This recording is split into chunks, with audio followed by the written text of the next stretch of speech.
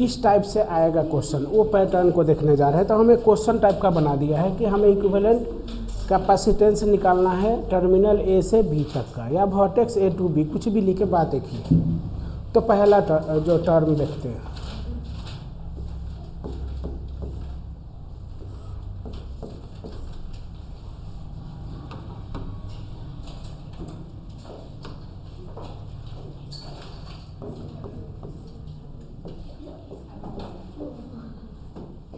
मान लेते हैं कि हम यहाँ पॉइंट को ए नाम दे देते हैं, यहाँ पे बी नाम दे देते हैं। ध्यान देते हैं यहाँ पे अब सभी लोग, सभी को कैपेसिटेंस को हम सी मान लिए।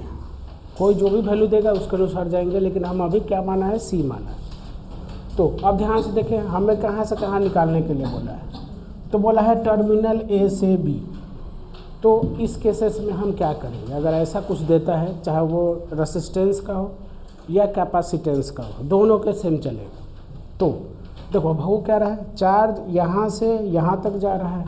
अब जा कैसे रहा है, तो इधर से जा रहा है इसमें, और ये इधर से आ जा रहा है इसमें, आ रहा है। मतलब ये दोनों तो एक ही चार्ज से दोनों में कनेक्ट है, तो ये डिफरेंट से कनेक्ट है ना। तो ये दोनों सेम चार्ज से कनेक्ट होने की वजह से ये दोनों हमारा अब किस में आ जाएगा, सीरीज में, है ना। तो ये हमारा बन गया इक्विवेलेंट कैपेसिटेंस, कुछ ऐसा है इसका।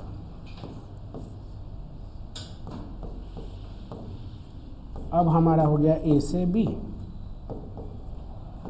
तीनों हमारा सी ही सी चार्ज लिया है, मतलब कैपेसिटेंस लिया है, तो तीनों का ले लिए।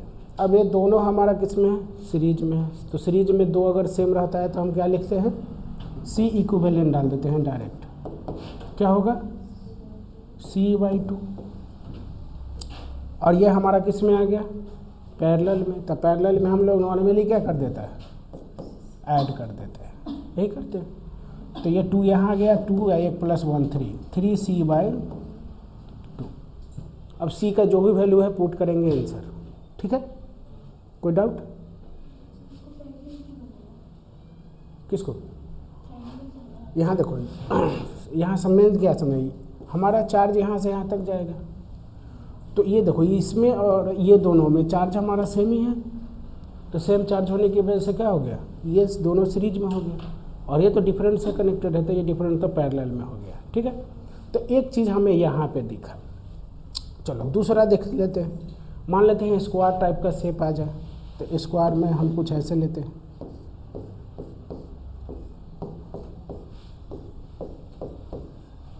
सबका फिर से हम यहाँ पे भी क्या मान लेते हैं, C, और टर्मिनल इसको A और B हम यहाँ नाम दे देते हैं, ठीक है। हमने यहाँ पे क्या कर दिया है,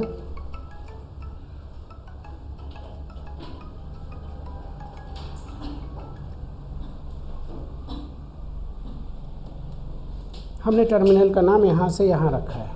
अब इसको क्या करेंगे, ध्यान दें, ये चार्ज यहाँ से गया, यहाँ से आया, इसमें आया, इसमें आया, इससे इधर गया।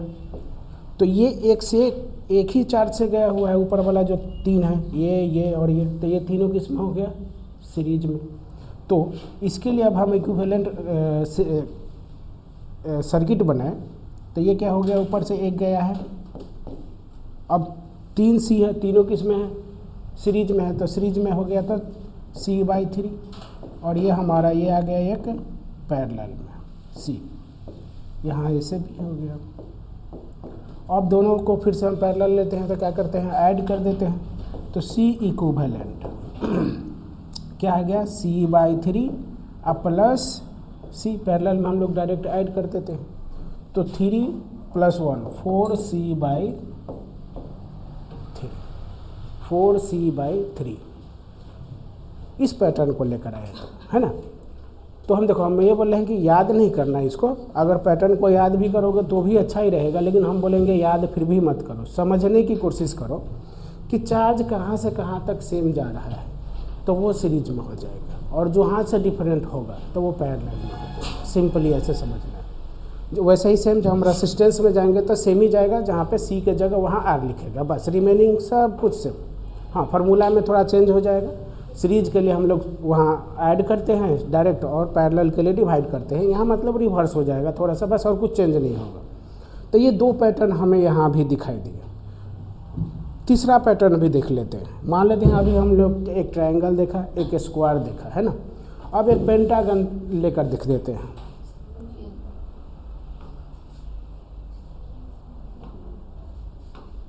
पेंटागन लेते हैं। पैटर्न नंबर 3,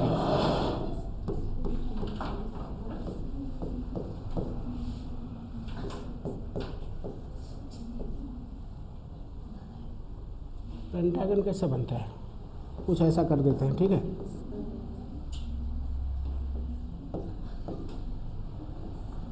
कुछ ऐसा कर देंगे, सब पे हम मान लेते हैं फिर से क्या है, सी है। टर्मिनल यहाँ पे हम ए नाम दे देते हैं और टर्मिनल बी हम यहाँ नाम दे देते हैं। अब फिर से देखा, ध्यान से देखिए क्या हो रहा है। यहाँ से चार्ज निकला है, इधर गया, इधर आया, इधर आया, इधर आया, इसमें भी सेम है, यहाँ तक सेम चार्ज है, लेकिन यहाँ पे क्या हो रहा है, डिफरेंट हो रहा है। तो देखिए 1 2 3 4 कैपेसिटेंस जो है किस में कनेक्टेड है, सीरीज में कनेक्टेड है। तो इसका इक्विवेलेंट बन जाएगा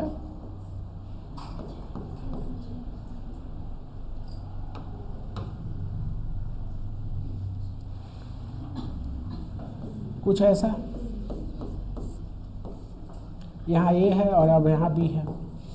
4 जब हमारा कनेक्टेड होगा तो ये क्या हो जाएगा, C/4, और ये हमारा क्या है, C। मतलब इसका C इक्विवेलेंट हम निकालें तो C इक्विवेलेंट क्या हो जाएगा, पहले इसको ऐड कर देंगे अब नॉर्मली, C/4 प्लस C। अब ध्यान दें 4 + 1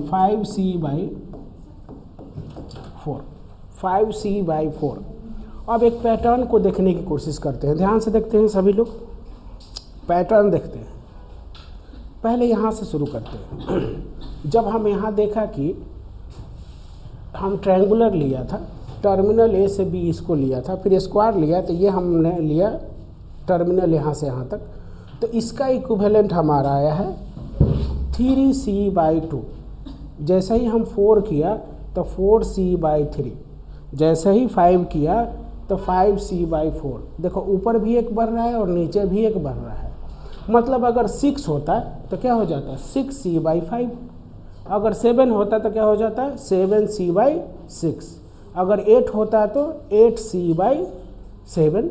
अगर 9 होता है तो 9C/8, है ना। अगर 11 होता है तो 11C/10। सिंपल जो दिख रहा है पैटर्न हमें, है ना, यही पैटर्न दिखाना। लेकिन इसमें एक यही है कि टर्मिनल को देख के हम करेंगे। अब देखो इसी को हम अगर ये 3 को हमने किया है अभी, अगर यही 3 को अब हम, या 3 को नहीं, अभी हम दूसरे को पैटर्न सिर्फ टर्मिनल को चेंज करके देख लेते हैं। अब क्या आता है, तो हमें बोला है कि याद नहीं करना है, सिर्फ समझना है कि चार्ज कहाँ से कहाँ तक सेम गया है, तो वो हमारा सीरीज में हो जाएगा, और जहाँ से डिफरेंट होगा वो हमारा पैरेलल में आ जाएगा। ठीक है, इतना समझना है। तो देखो पैटर्न हम एक स्क्वायर का फिर से लेते हैं, जो जैसा लिया था सेम, सिर्फ हम टर्मिनल को चेंज करके देख लेते हैं कि अब क्या हो सकता है। तो स्क्वायर के टर्म को लिया है, ले रहे हैं फिर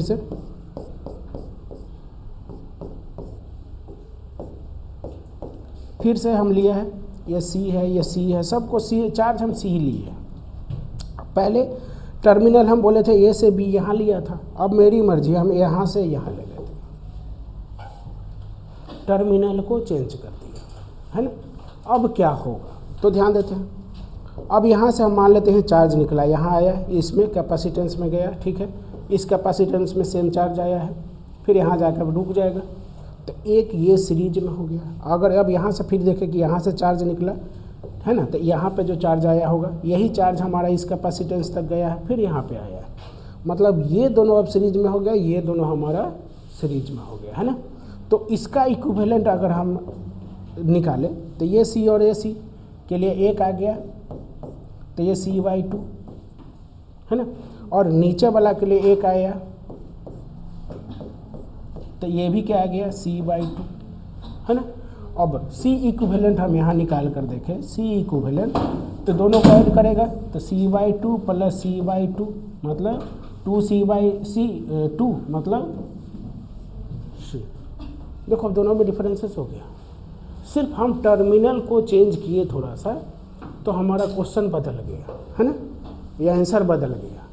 तो ध्यान यही रखना है मेनली इसमें, चाहे वो कैपेसिटेंस हो या रेसिस्टेंस में भी हम लोग देखेंगे कि देखना क्या है कि चार्ज कहाँ से कहाँ तक जा रहा है। जहाँ तक सेम जाएगा उसको सीरीज में लेके जाएंगे, जहाँ डिफरेंट हुआ तो हम उसको पैरेलल में लेकर आएंगे। सीधा सिंपल इतना ही समझना है इसमें, ठीक है। तो पहले इसको नोट करो, फिर देखेगा दूसरा टाइप का पैटर्न। पहले नोट कर लेते हैं।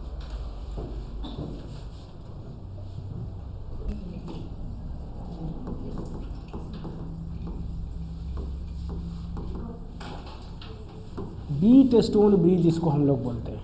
ये हम लोग मेनली करंट चैप्टर में पढ़ेंगे। बीट स्टोन ब्रिज बहुत फेमस है, लेकिन यहाँ पे भी देख लेते हैं थोड़ा सा।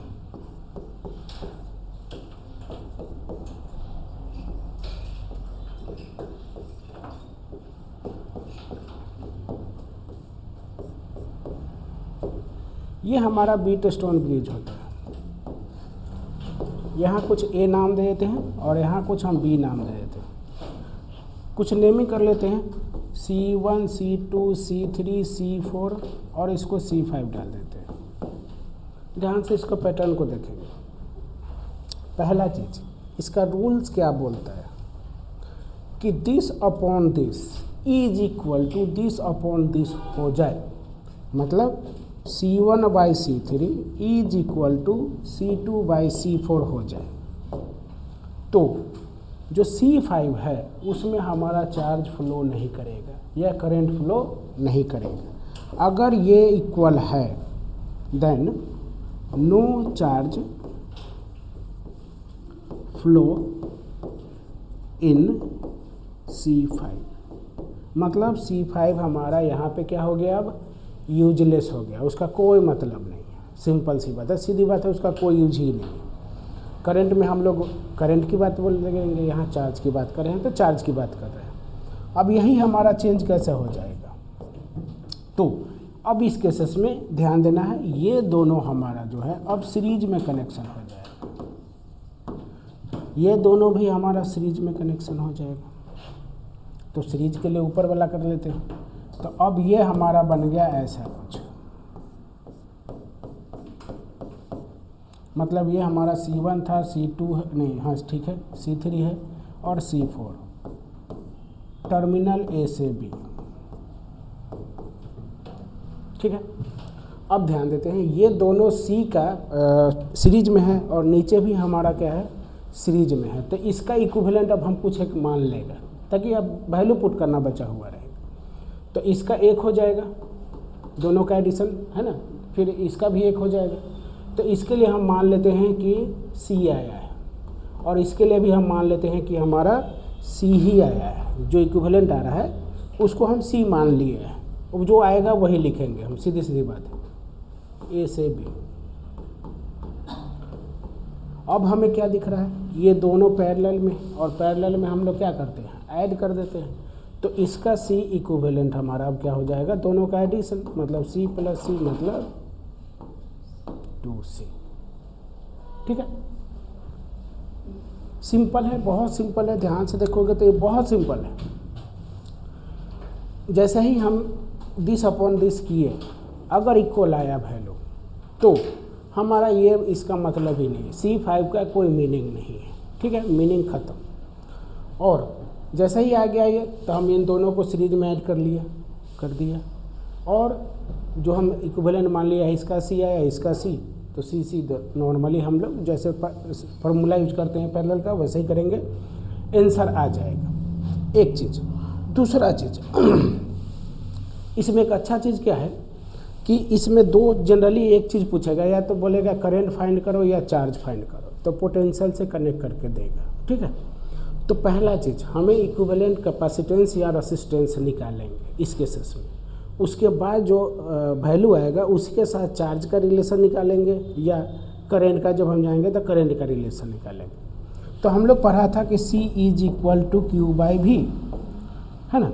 तो ये जो हम C डालते हैं यहाँ पे, जो इक्विवेलेंट, जो फाइनल हमारा C वैल्यू आएगा, जो भी आएगा उसको डालेगा। और जो इसमें से एक कोई बोलेगा कैलकुलेट करो, तो एक का वैल्यू दिया हुआ रहेगा।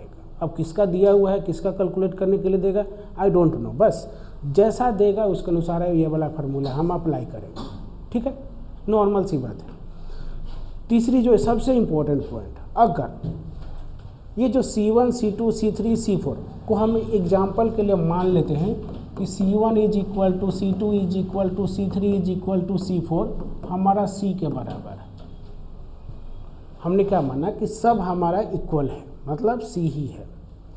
तो इस केसेस में जो इक्विवेलेंट कैपेसिटेंस आएगा या रेसिस्टेंस आएगा C ही आएगा। कोई सोचने की ज़रूरत नहीं, कोई कैलकुलेशन करने की ज़रूरत नहीं है। अगर सबका वैल्यू सेम है, सिर्फ ये अगर कुछ भी लिख दे इससे हमें कोई मतलब नहीं। अगर ये सब अगर इक्वल है तो उसका इक्विवेलेंट जो आएगा वही आएगा, दूसरा नहीं आएगा। अगर C लिखा है तो C आएगा, C/2 लिखेगा तो C/2 ही आंसर होगा। अगर 2C लिख रहा है तो 2C ही आंसर आएगा। बस इतना ध्यान रखना है कि जो ये पूरा अगर कॉमन एक चीज़ वर्ड लिखा है इसको डिफरेंट लिख सकता है, कोई टेंशन नहीं उसे। तो ये अगर चारों सेम लिख दिया है तो वही उसका आंसर होगा, चाहे कुछ भी लिखे, चाहे रेसिस्टेंस में लिखे या कैपेसिटेंस में लिखे। ठीक है, हमें ज़्यादा सोचना ही नहीं है, उस पर काम ही नहीं करना है।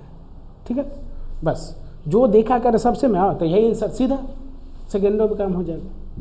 हमें सोल्यूशन करने की कोई ज़रूरत नहीं रहेगा उससे। ठीक है, अब इस पर एक क्वेश्चन पूछा था 2024 में नीट ने, कैपेसिटेंस में भी। वो क्वेश्चन फिर से हम कराते हैं, जो ऑलरेडी हम करा दिया है, लेकिन अब इसके बेस पर हम वो क्वेश्चन को कराते हैं। पहले नोट कर लेते हैं। बीट स्टोन के ब्रिज पर। ठीक है, चलते हैं नेक्स्ट क्वेश्चन देखते हैं। हाँ, ये क्वेश्चन बहुत अच्छा क्वेश्चन है, 2022 का है। थोड़ा इसको सेल्फ से एक बार ट्राई करो, बहुत यही एक क्वेश्चन। क्या बोला है, effective capacitances of two capacitors are 3 and 16 microfarad when they are connected in series and then parallel. Series में कनेक्ट किया है तो उसको कितना आया है, 3 आया है, और पैरेलल में जब उसको कनेक्ट किया है तो 16 आया है। तो हमें दोनों का इंडिविजुअल निकालने के लिए बोला है कि दोनों कैपेसिटर का वैल्यू निकालो। तो पहले किस में, सीरीज में किया है, तो सीरीज में 1/C ऑफ S लिखते हैं ना, मतलब 1/C1 प्लस 1/C2 हम किए हैं, तो ये कितना आया है, 3 आया है। मतलब इसको आगे हम थोड़ा सा बढ़ा कर देखें तो ऐसे भी लिख सकते हैं, C1 plus C2 divide by C1 C2 is equal to 3। कुछ इसको 1 मान के चलते हैं। सेकेंड कंडीशन क्या बोला है, जब पैरेलल में कनेक्ट किया है तो 16 आया है।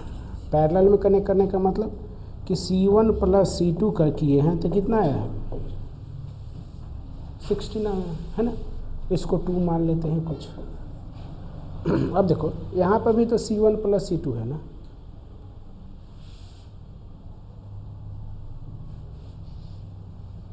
है ना। यहाँ पर भी तो C1 प्लस C2, यहाँ पर भी C1 प्लस C2 है ना।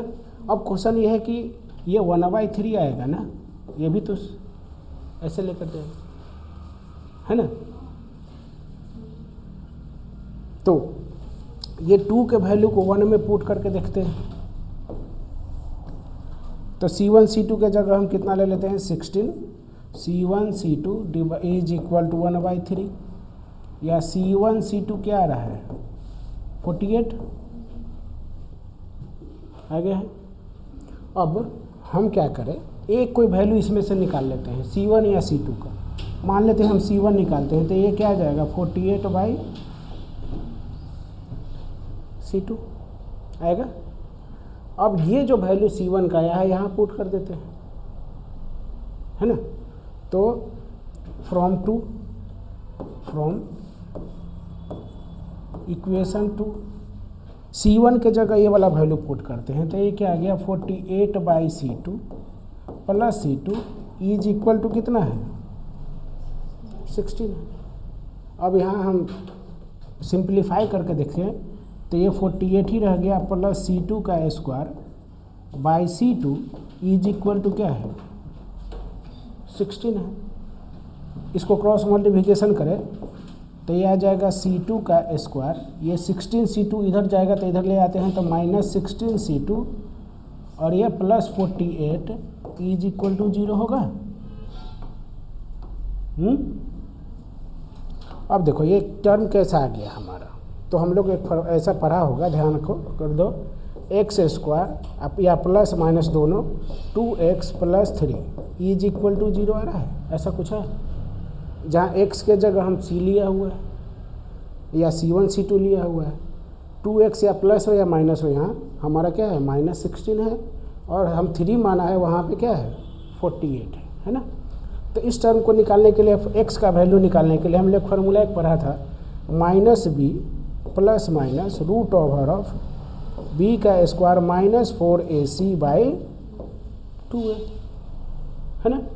तो ये वाला फार्मूला को अप्लाई करते हैं तो इजीली आ जाएगा, या उसको हम क्या करें पोलिनोमियल के थ्रू भी कर सकते हैं इसको। तो हम ये वाला तरीका अप्लाई करते हैं। तो यहाँ हम देखें कि a का वैल्यू क्या है 1, कुछ भी नहीं का मतलब 1, यहाँ 1 से तो है ना मल्टीप्लाई, है ना। b का वैल्यू हमारा क्या आ रहा है -16, और c का वैल्यू क्या है 48 है। अब ये वाला फार्मूला अप्लाई कर लेते हैं। यहाँ x के जगह हम यहाँ क्या लिखेगा c लिखेगा, क्योंकि वहाँ पे क्या है c2 है, तो हम c2 ही नाम देगा। तो c2 निकालते हैं, तो क्या है फार्मूला हमारा लिख ही देते हैं एक बार और,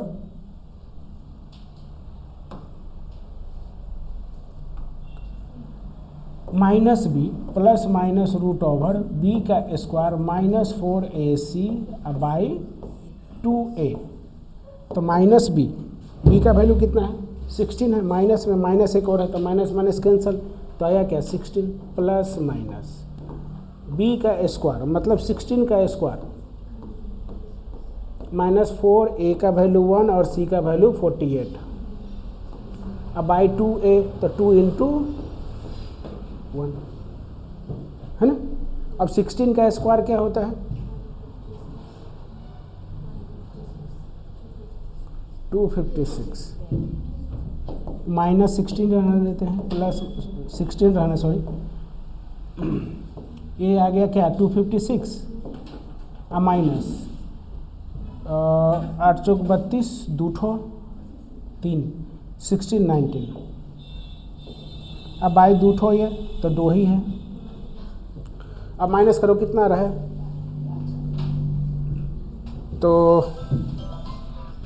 -16 प्लस माइनस 4 रूट ओवर में 4 और 25 - 19 6 बाई 2 है ना। अब किधर करेगा, हम ऊपर कर देता है इधर यहाँ पे, अब ये माइनस नहीं सॉरी प्लस, तो 16 प्लस माइनस 64 किसके रूट में आता है 8 बाई 2 ठो, मतलब एक क्या आएगा 16 प्लस 8 डिवाइड बाई 2 एक वैल्यू होगा, और दूसरा वैल्यू क्या होगा 16 माइनस 8 डिवाइड बाई 2, यही होगा ना। तो ये आ गया 24/2, 24/2, इसको हटा देते हैं, जगह की कमी पड़ रहा है। 24/2 कितना आ जाएगा ये 12, अगर एक 12 है तो दूसरा क्या होगा 4, क्योंकि दोनों का सम हमारा क्या था 16, तो दूसरा कर ही लो क्या जाता है 16 माइनस 8 डिवाइड बाई 2, मतलब 8/2 मतलब 4, तो एक आया 4 और एक आया 12 माइक्रोफैराड, है ना, दोनों आ गया, तो 4 और 12 माइक्रोफैराड, ठीक है। भगवान देखो इतना सिंपल क्वेश्चन में था, यहाँ से यहाँ जा रहा है तो ये इक्वल है, तो इसमें तो जाएगा ही नहीं ना, तो सीधा क्या हो जाएगा C equivalent C1 sorry C है 2C, ठीक है, सॉरी चूँकि दोनों इक्वल है ना, तो बीच वाला में तो जाएगा ही नहीं, है ना। 3 कैपेसिटर्स है, ईच ऑफ कैपेसिटी C है, ठीक है, ब्रेकडाउन वोल्टेज भी है, ठीक है, ज्वाइंट इन सीरीज में ज्वाइन किया है, तो हमें वोल्टेज भी निकालने के लिए बोला है और कॉम्बिनेशन ऑफ कैपेसिटेंस बोला है। तो सीरीज के लिए हम लोग क्या लेते थे V = V1 + V2 + V3 ऐसे लेते थे, तो सबका वैल्यू तो ये V ही बोला है, तो ये आ गया 3V। अब 3V कितने में दिख रहा है, एक यहाँ दिख रहा है और एक यहाँ दिख रहा है ना, मतलब ये दोनों तो ख़त्म, ये तो होगा ही नहीं। अब सीरीज कॉम्बिनेशन की बात हो रहा है,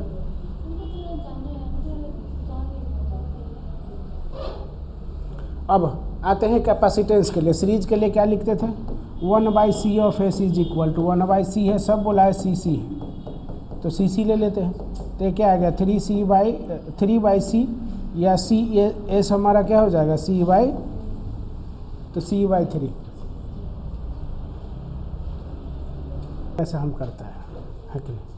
चलो देखो पहले ये दोनों के लिए देखें तो एक c है एक c/2 है तो c इक्विवेलेंट निकाल लेते हैं। ऐसा है तो c इक्विवेलेंट दोनों पैरेलल के लिए क्या होगा एक c प्लस c/2 मतलब 3c/2। अब हमें बोला क्या है निकालने के लिए कि वर्क डन निकालो charging fully by the condenser और भी दे दिया है हमारा किसके लिए पोटेंशियल के लिए, यहाँ भी दिया हुआ है। चलो ठीक है तो वर्क डन या हम पोटेंशियल के लिए बात करें तो हाफ सी वी स्क्वायर है ना, जहाँ पे सी हम क्या लेंगे इक्विवेलेंट लेंगे। तो हाफ इक्विवेलेंट क्या आया था 3c/2 और भी का स्क्वायर जैसे है वैसे ही छोड़ दिया है।